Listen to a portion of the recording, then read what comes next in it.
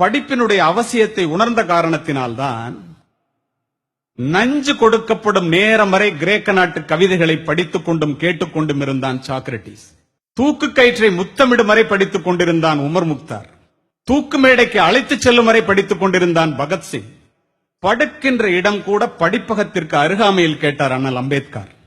படித்துக் கொண்டிருந்த புத்தகத்தை முடித்துவிட வேண்டும் என்பதற்காக தன்னுடைய அறுவை சிகிச்சையே அடுத்த நாள் மாற்றி வைக்க சொன்னார் பேரறிஞர் அண்ணா.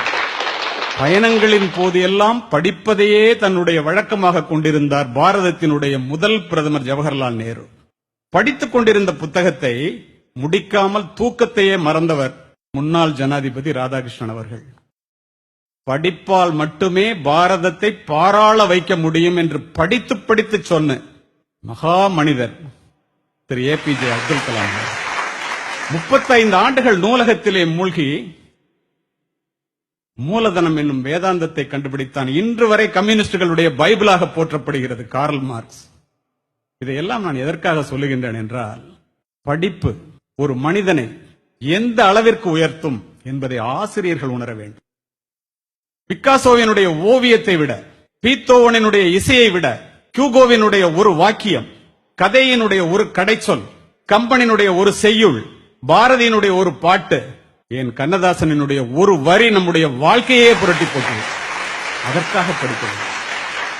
இரவு முழுவதும் தொழுகையில் ஈடுபடுவதை விட 1 மணி நேரம் கற்பித்தல் மேலானது என்கிறார் நபிகள் நாயகம். கற்றுக்கொள்வது மனித பண்பு, கற்றுக் கொடுப்பது மனித மாண்பு.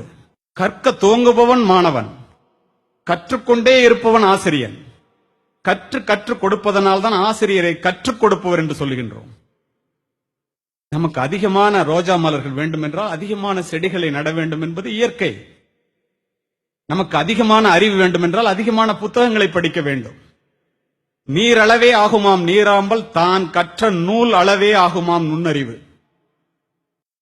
நிறைய பட்டங்களை பெற்று தன்னுடைய பெயரை அலங்கரிப்பவர்களை விட நல்ல புத்தகங்களை படித்து தன்னுடைய மனதை அலங்கரிக்கின்ற ஆசிரியர்கள் மேன்மையானவர்கள் என்பேன்.